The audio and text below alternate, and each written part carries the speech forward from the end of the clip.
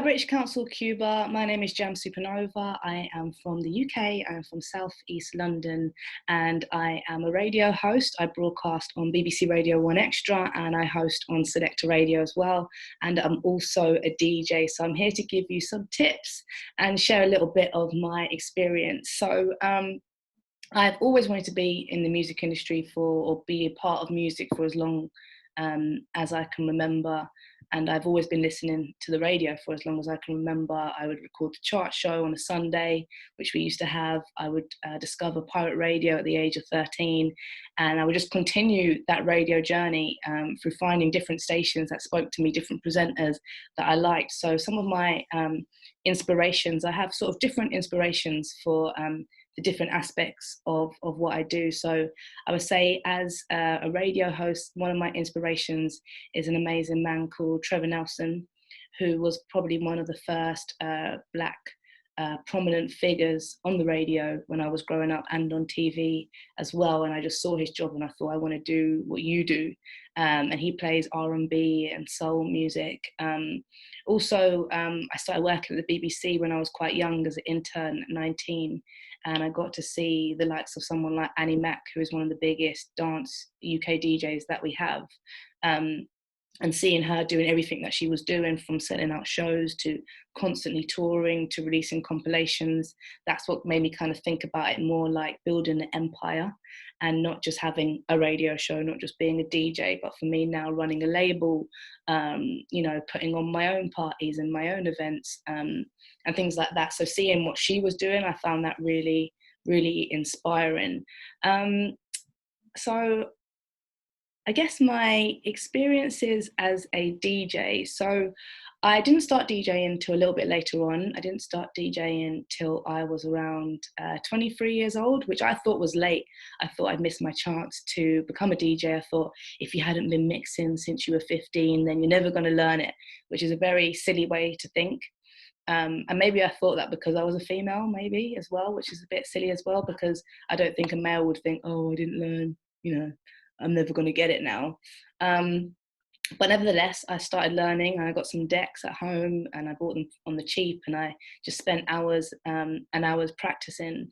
And then, finally started getting some gigs, which was mostly through my friends, actually. I made friends and networked with people that were throwing parties and they would book me. So that's how I initially started getting gigs and started cutting my teeth in the live sense, because it's one thing to DJ in your bedroom, it's another thing to DJ in a club where you have real life people in front of you, real life sound, the sound is much louder than it could ever be here, and way more things that could potentially go wrong. So that, I feel, is when you really start to learn how to DJ, is when you actually start playing out in the clubs or on the roads and seeing how your sets go down. I think a DJing highlight for me would have definitely have been DJing at Sonar. I played Sonar, which is a Spanish festival, which is quite specialist in Barcelona. I played it in 2018, and I would say, still quite a relatively new name. And they took a punt on me and, put me on the main stage, which was amazing. And that definitely changed my life. Like, I want to go back as a more seasoned DJ, play it again and do it way better. I played Glastonbury Festival, which is our biggest outdoor UK festival, which has been amazing. And I loved every minute. I've played it multiple times now, and every year has been a much better experience. I'd probably say one of my, I guess, like anything in an industry where you aren't in complete control, it becomes more like a roller coaster. So you might have one year where you're booked for everything. And that did happen to me, 2018, I was pretty much booked for everything. And I just assumed that it would just continue. And then the next year you might not get booked for anything, or you might get booked for considerably less because you've already played everywhere. And that did happen to me. So I kind of spent a year of like 2019 kind of working out like, who was I as a DJ? I was evolving, I was adapting, and the gigs that I was playing, I wasn't particularly enjoying because I didn't know what I wanted to play. And sometimes we can have these creative blocks where you want to change, you're evolving, your taste is evolving, but you almost haven't physically caught up to where you're at. And that's what I feel like 2019 was like for me.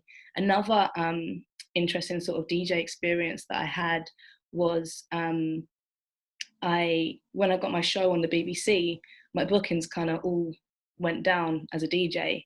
And I think it's people thought maybe I was going to be too expensive because now I was on a bigger platform, or people didn't know what I was going to play because I was playing R&B on the radio, not what I play in the clubs.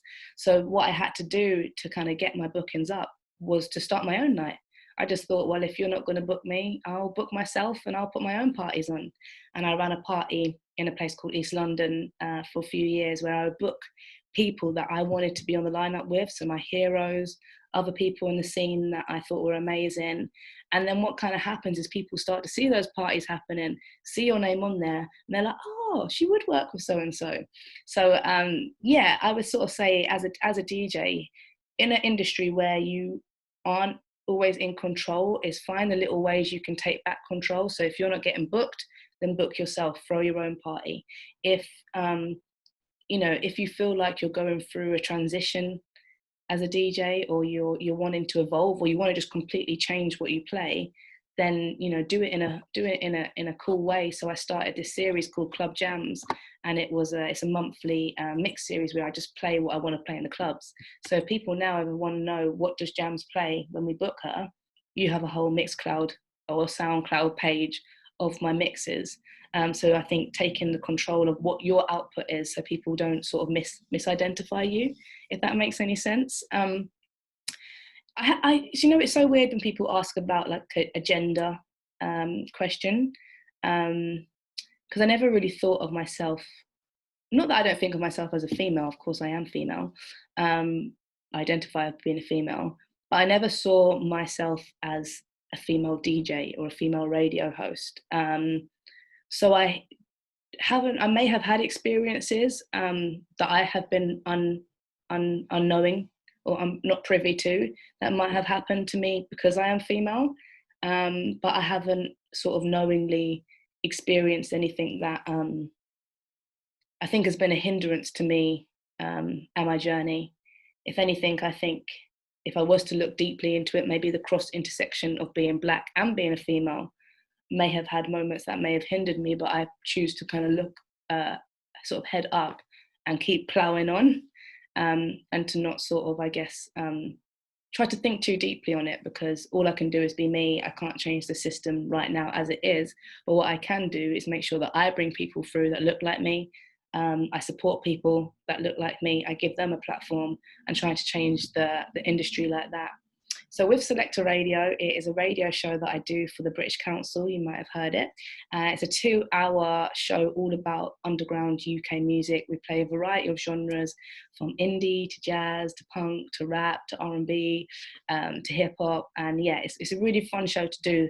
For me, it was a challenge that I wanted to take on, to broaden my musical sensibilities, to be able to program a show that takes you through so many different tempos and through so many different sounds, and also give way for me to give support to artists that I'm not able to support on the BBC because I have a specific type of show there. So it's been amazing doing the Selector Radio show. The creative process kind of works with, my role is like the music finder. I find the music, and I find most of my music on the internet. That's how I've always found music. Since I was a young girl, I would be illegally downloading music from the age of like 13, and that's how I'd spend my spare time. Now I legally find music and buy a lot of music, so I feel like I've repented for my ways. But yeah, I kind of think of my sound is the sound of the internet. And I like to kind of, pull from different communities from around the world, and what's exciting and what's moving, and bring it to a UK audience on the One Extra side, on the BBC Radio One Extra side. And then on the Selector Radio side, it's pulling from all around the UK, different scenes that are exciting, that are moving, and then putting it to a worldwide audience. So I have this really kind of nice exchange of sharing music and sharing information. In terms of performance as a radio host, for me, the most important thing is that I am completely myself. So how you hear me talking to you now is how you should hear me talking on the radio show. And always listening back to my shows to critique myself, to know how I can get better. Also, I guess, challenging myself, think about different ways that I can say something, think about how can I inject some personality into it and not just give you facts. So I think if you want to be a radio host or a DJ, it's a never ending journey of learning, critiquing, tweaking, as you're going. And I think that's what makes some of the best broadcasters and the best DJs. They don't get complacent. They constantly check in with how they're sounding, how they could be sounding better. And my creative process as a DJ is I like to think of myself as a very technical DJ. I like to be technical, but now my next challenge is to think less about the technicality of the DJing and focus more on the selection. How can I really take you on a journey through my DJ set, so it's not just like, but there's moments and it dips and it comes back and throughout the set. So that's my next sort of challenge. So yeah, I would say to yourself, if you want to get into radio, if you want to get into DJing, I would say firstly, be passionate. Be so passionate that it's the only thing that you can think about or talk about or that you really want to get up in the morning for. Because if you're not passionate, then it's so easy to get diverted because you might get a rejection or to stop when the going gets tough. But if you're passionate and you know your purpose, then that's what will keep you going. My second thing is consistency. Don't wait around for people to give you an opportunity. How can you do it on a grassroots level? What I mean by that is like on a community level. Could you launch your own radio station? Could you do your own show? Could you launch your own club night? Could you start your own label? Really think, don't wait for people, don't wait for the powers that be. And, not all the times you need a lot of money to do those things.